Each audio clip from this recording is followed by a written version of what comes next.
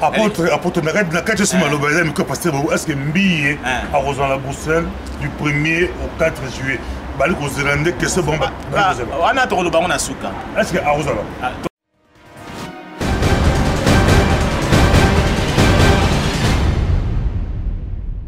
Donc, tu bandit qu'on lutte pour Namboka, Awate la poto.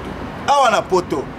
On n'est pas toujours dans les lots des combattants, mais en tant que citoyen congolais, quand j'ai vu que chez moi il y a eu des élections, Oyo, peuple a voté qui et qui a CP Nangote. Moi, concerné, j'étais dans la rue aussi comme étant chrétien, comme étant aussi frère congolais.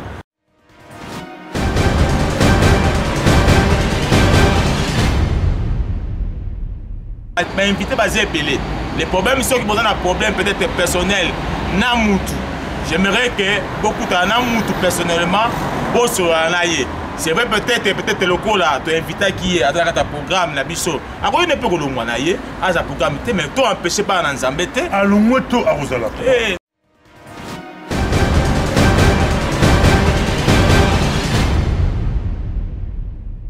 Women's School, c'est pour votre bénédiction. Les regards de la femme prophétique. Tu dois avoir une vision, une lecture par rapport aux enjeux prophétiques du temps de la fin.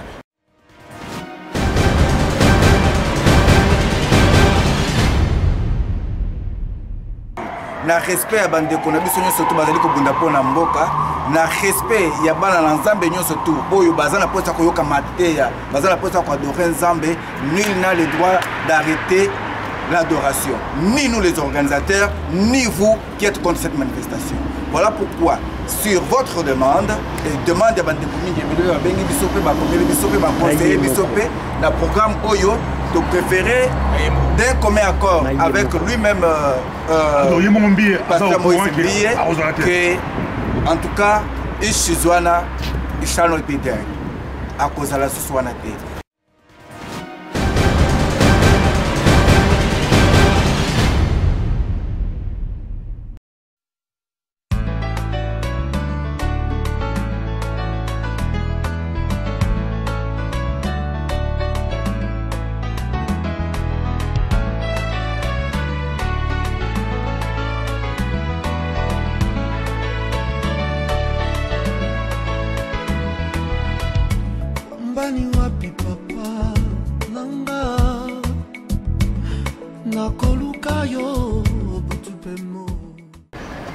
Balandi, micro, il y a Pasteur Bobo, partout où vous êtes, à travers le monde. Nous vous disons bonjour ou bonsoir, ça dépend de l'heure à laquelle vous nous regardez. Mais nous, c'est Bruxelles, il fait beau, nous sommes là.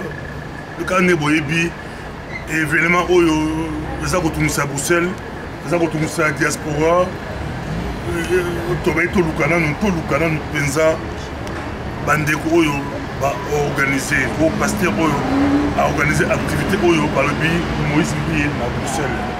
C'est ça que nous sommes sur les réseaux sociaux, c'est ça qu'on fait parler sur le gars qui tourne pas. Tu es présent après homme de Dieu, l'apôtre, tu es pas là. Bonjour papa, Bali Kolanda. Bonjour pasteur. Bon lit à Dukamboya, Yambi, comme on affiche à Oua, c'est ça que nous sommes. Est-ce que d'abord on a banni dans le affiche à apôtre Mbi, ça m'a dit avant Paris, toi après Paris. Et ça l'a mis avant. Ça a été fait avant, depuis même avant qu'il arrive en Suisse. Ah donc ça a été fait avant. Et publié déjà sur Facebook, avant que ce qui s'est passé à Paris, comme on connaît. Donc ça a été fait avant.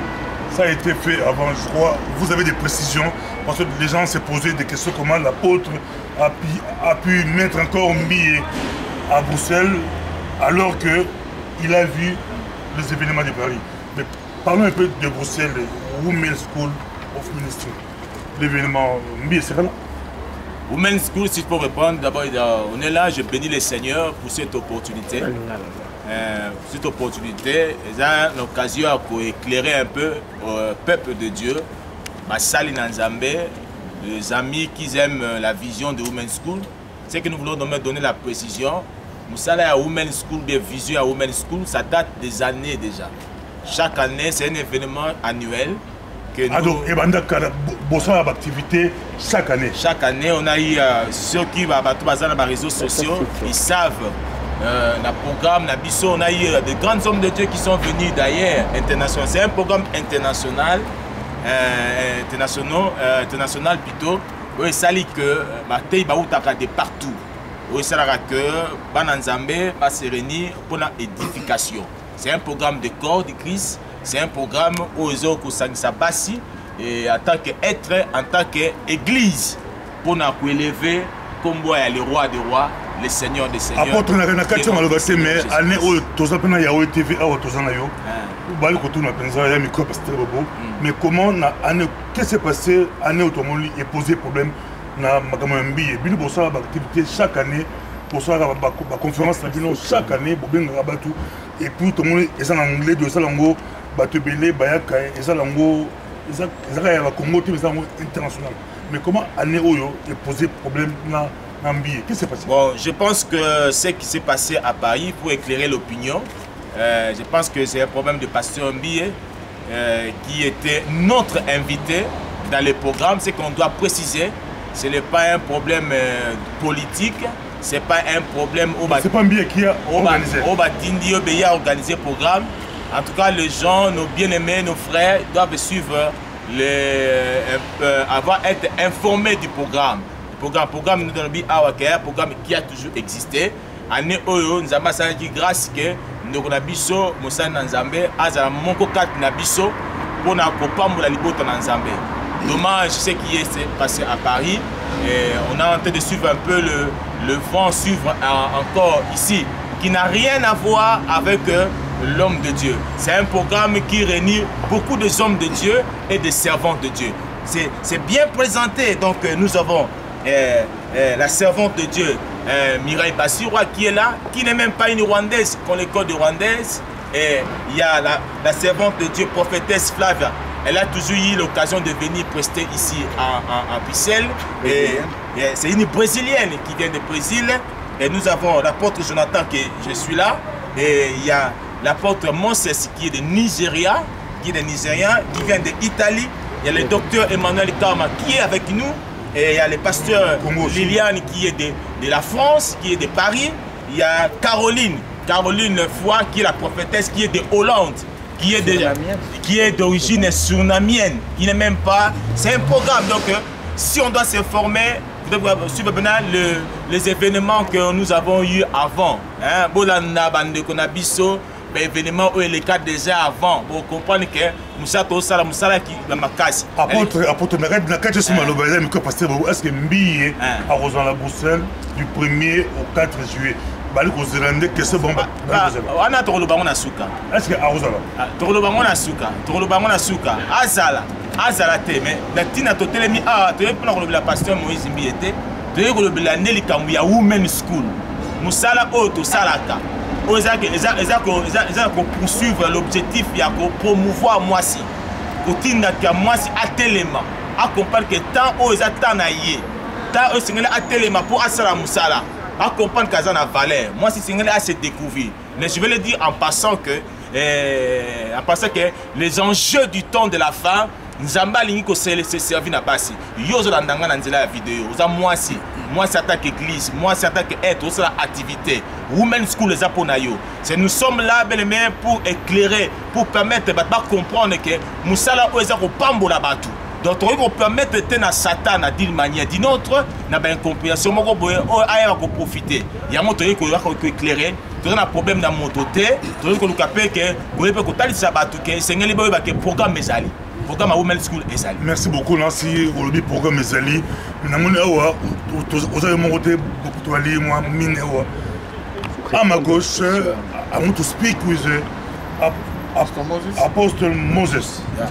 How are you? I'm fine, brother. You are good viewers at home. I seize this opportunity to thank you all, citizens of the Congolese. Les citoyens congolais. I bring peace to you. Je vous amène la paix. For the women's school. Pour le Women's School. I am part of the preacher that je fais partie that will be officiating in the women's school. Prédicateurs I want to seize this opportunity to talk to the youth, saisir cette occasion to the citizens of the aux Congos, jeunes, that aux citoyens women's school congolais, que is a Women's School, program, it's a yearly c'est un program, programme annuel it's a vision that has une been put vision for over 7 qui years. a plus de 7 ans. Moïse Bié, he was an invitee. Le pasteur Moïse Like était I was un invited, invité like comme I moi was invited also aussi. to Je come suis and aussi minister. invité pour venir prêcher. We don't want them to see it as if it's a Moïse Bié's program. J'aimerais pas que les gens pensent que c'est un programme organisé par Moïse Every Bié. citizens and the J'aimerais people dire who à be tous hearing les this citoyens, voice à toute personne qui entendra cette that we need voix, peace que nous voulons la paix. we are all blacks Nous and sommes tous les Noirs. we leave our country Africa Nous to avons come quitté to nos Europe. pays, nos continents africains It's pour not venir en good. We Europe. begin to fight Ce ourselves n'est pas and bon que nous commencions à we nous begin to fight combattre the vision of mutuellement, God. de commencer à combattre Because la the Bible vision says de no Dieu. one can fight Parce que la God. Bible dit que personne ne peut combattre Dieu. This is a program that has Ça, been c'est going un for over 7 programme years. qui, depuis 7 ans, So, plus de 7 ans, est every mis road sur God has pied. opened, no one can close. Et toutes les portes que Dieu a ouvertes, personne ne peut les And fermer. nobody that can fight God on earth. Et personne ne peut combattre Dieu sur cette terre. So it's the work of God. Donc c'est vraiment le travail And de I want Dieu. everybody to support Et the j'aimerais work que of tout le monde God. soutienne le travail de Dieu. Your brother, your sister might be part of it. Ton frère ou ta sœur peut faire partie de I don't want you ce to programme. take it as if it's a Donc, political Ne problem. le prends pas comme un cas politique This ou un is problème not what we politique. are talking. This is not political. Ça n'a rien à voir avec le politique. This is the word of God. C'est la parole de And the Dieu. word of God brings Et peace. la parole de Dieu amène la And it paix. never brings dispute. Ça n'amène jamais les So disputes. we don't want to see it as if we are fighting ourselves. Donc j'aimerais pas que les gens voient comme si nous sommes en train de nous battre entre nous. Donc je vous supplie For you to have the fear of God d'avoir la crainte de Dieu and obey the word of et God. d'obéir à la parole de Dieu. Thank you very much. Merci God bless beaucoup you. et que Dieu vous bénisse. Thank you very much, God bless Apostle. you. Vous êtes béni, monsieur. Awa tozali na moto na nzambe tomonaki yo na Paris yo ozaki na Paris bali kolanda yo mpena bamonaki yo na kati ya Paris mpenza ozoloba nini tout ce qui se passe ozoloba nini. Non, tozali koloba tout simplement ke tozali kozongisa kaka lokumu na yawe oyo azali kopesa biso pema nsima ya mokolo nsima na sanza nsima na mbula nyonso kopesa ye lokumu mpona opportunité nyonso oyo alingaka nkombo na ye elobamaka toujours na banzation nazalaki na Paris ezalaki kaka toujours dans le cadre ya baorganisation ya baévénement comme étant organisateur ya baévénement de loin ou de près bandeko bakoki kobenga biso topesa mwa makanisi topesa mwa soutien topesa mwa pensée par rapport à l'événement.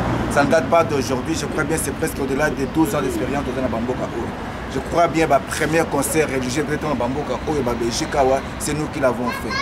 Tout bêta papa Mombaya na Babelsela wa batu basepela bande color mbongo baya awa ba frère non vumbi.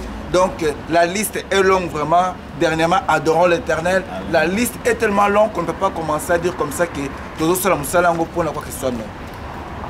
En tant que Congolais, je crois que Bisoba na Mikeja na Kishasa, to télémaka na balabala pour na koloba non, na papa Mobutu na tango wana pourquoi. À l'époque, moi j'étais à l'université de Kinshasa, faculté à droit, na tika na ba cicatrice na misapi. Ah. Ba beta biso film. Ba beta biso film na Congo. Pona nini parce que étudiant azaki susu na esika ko vendre na kati auditoire, étudiant azan ba biso ko benga ba nani ba c'était de grands bus comme ça. C'est comment encore? City Car, tu ne sais pas City Car, il y avait un nom comme ça. Pas Sotras, City Train. Voilà. C'était tellement en combat qu'on ne respirait même plus. Mais on a vu cela, on s'est dit non, on doit descendre dans le riz. À l'époque des opérations Corbeau. Donc, tu bandit qu'on luttait pour Namboka. Awate la poto.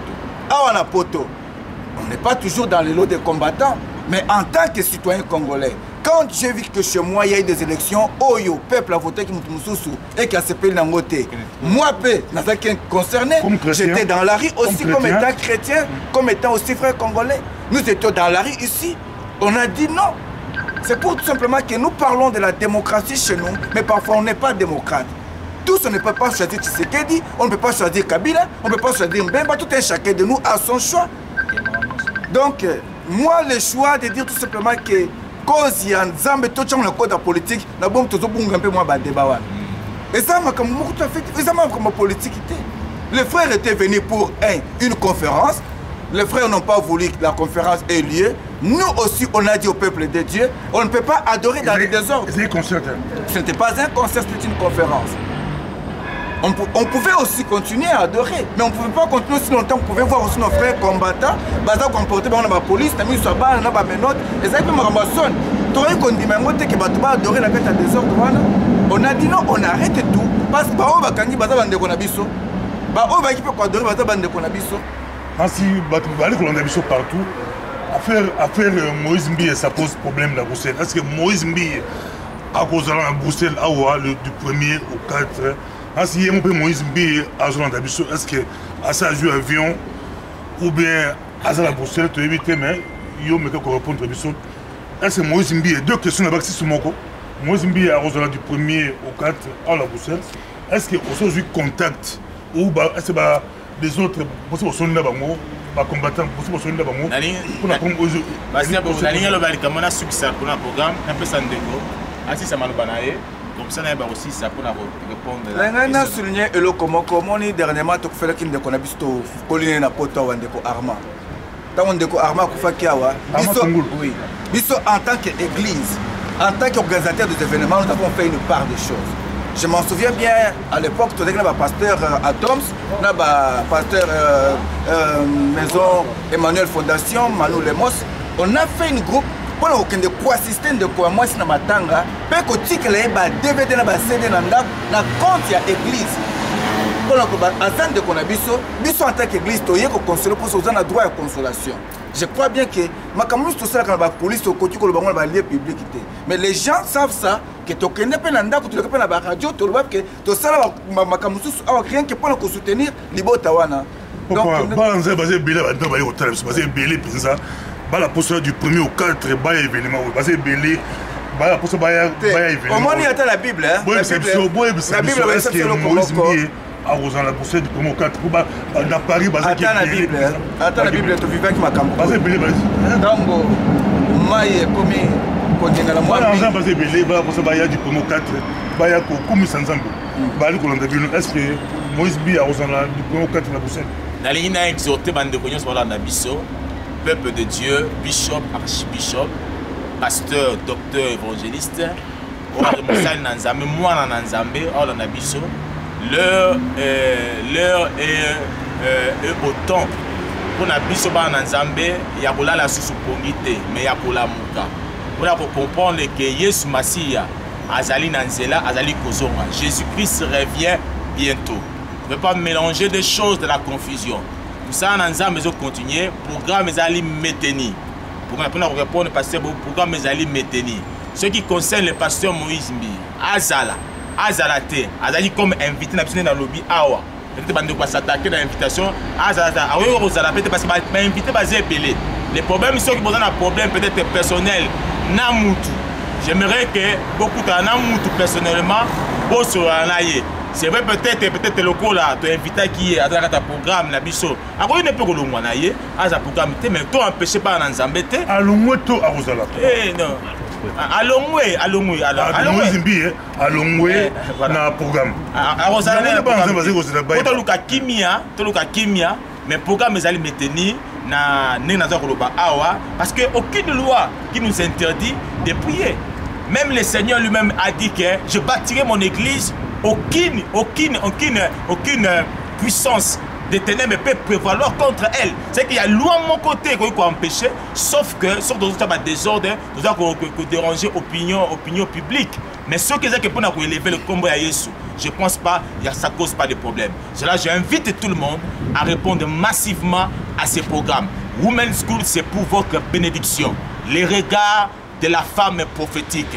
Tu dois avoir une vision, une lecture par rapport aux enjeux prophétiques du temps de la fin. Je vous annonce une année d'or parce que l'or, ça représente la royauté. Jésus est en train de retourner. Je veux que tu puisses faire partie de cette royauté pour que dans les jours à venir, bien que le mal va venir me prendre encore l'ampleur, mais toi et moi, nous puissions être au ciel pour l'éternité. Merci beaucoup, vous avez parlé homme de Dieu. Moïse Mbiye a l'ongoué na affiche ou a l'ongoué l'événement. Ça même pour ça il sagesse pour la quoi. Tout à fait, au moni ata la Bible totanga pe. Que tango mbongo ezali makasi esengela ki moto moko aloba ete pona ngai boboka nga na mai. Jonas, je crois bien, apesa ki un peu ki ngala bande konyo surtout. Na respect ya bande konyo biso nyonso to bazali ko bunda pona mboka, na respect ya bana na Nzambe nyonso to oyo bazana posa koyoka mateya, bazana posa ko adorer Nzambe, nul n'a le droit d'arrêter l'adoration, ni nous les organisateurs, ni vous qui êtes contre cette manifestation. Voilà pourquoi, sur votre demande, et demande à Bande le programme Oyo, de préférer d'un commun accord avec lui-même, Pasteur Moïse Mbiye, que, en tout cas, Ishizwana, Ishano Pidin, à cause de la Suswanate, Moïse Mbiye, à cause de la thé. Dieu nous a mis Moïse Mbiye qui a loi et toi adorer Nzambe. Nous qu'on a kwambia Moïse Mbiye atabakia ku Kongo kuna kazi sana na Kongo. Wewe kuya tufanye mambo ya Mungu. Comme alsjeblieft, we hebben iets anders om te doen. Dat is geen politieke dienst, maar dat is een religiedienst. Donc ce n'est pas seulement Pasteur Moïse, nous avons prophétesse Flavia, la brésilienne, ela vai chegar aqui, vai falar também português. Uma coisa mais melhor para todas entender. E profetesse Caroline, como uit Nederland, ze gaat ook daar praten, is ook belangrijk om mensen te luisteren de boodschap van God. Dit is de vrouw van God, mevrouw Pasteur Liliane.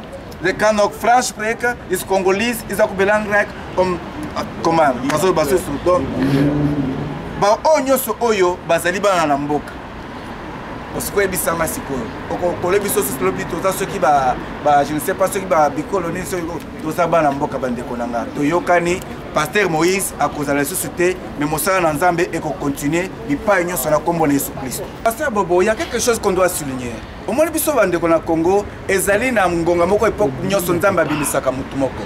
Série moko Nzambe tombola ki lor mbongo, moki mobimba dans le monde entier balobi kende kona biso ayimba malam. Série moko Nzambe tomonde ko moloto, eza période na ye. Série moko José Nzita, série moko ndeko songolo mena tango autre likoloba oyo ndeko soki azali ayimi musique malam. Et qu'il botte dans le monde entier, mais bazali koyoka ye. Ceux qui va boire cause la moyembi, azamoté, l'anda peut mater anaye. Tu vois. Donc je crois bien qu'il y a de. Merci beaucoup, Tom la pour ma question. On va te poser un mot. Te poser un mot pour qui pense ça. Va répondre biso, va même te répondre. Rendez-vous à rendez-vous. Je vous invite à venir massivement. Les hommes de Dieu, les femmes de Dieu, les enfants de Dieu. Dans le micro, Pasteur Bobo n'a pas dit tout le cas sous. On peut ça va détail. Et puis Yahvé TV, les gens dans Abisso, tous dans Yahvé TV, tous dans Ozana News, tous dans Étoile du Ciel, dans les réseaux sociaux Facebook, Nabisso, Landa, dans Kata Vision, dans Kata Meba Vision, Landa Bisso, dans le site Nyon Soana, au moins dans le programme Nabisso, nous allons se défiler, dans les réseaux sociaux, Facebook, Boulanda Yango, dans Kata la micro à Pasteur Bobo. Merci beaucoup. Tu as dit que tu as apporté à clôturer, mais tu as dit que le message na tu reposes la micro Pasteur Bobo. L'église est bien, le groupe est bien, poto, respect, les chrétiens, les comédies, les respect, les chrétiens, na poto, les kimangistes, tout ça, l'église est bien, les mouvements est bien, les Boudou Congo, les Nini, mais les 5 pères. Moi, respect na ba pasteur, respect na ba chrétien, respect na ba sœur Nzambe, paix ezala, église et banda même avant ba kabila bazala, église et banda na mukala, to peut s'appeler respect na ba Nzambe, de plus en plus ba Nzambe bali ko s'exprimer, ba Nzambe bali ko respecter les autres, mais moi respect ezala, ezate ki pose à l'homme la religion mo boy, ou lobi na attaquer ba chrétien, te bataka ba chrétien te, bataka ba chrétien te, na sina soki wana ba chrétien, bataga bangote. Merci beaucoup. Bata États-Unis, bata France, bata Belgique, bata Autriche, bata mokili mobimba bola ndaka mika Pasteur Bobo za kitoko. Ngape na uti penda Autriche ko nazo kende nazo zonga Autriche. Kaka pona micro Pasteur Bobo. Micro Pasteur Bobo. Oye, eza elengi sukali.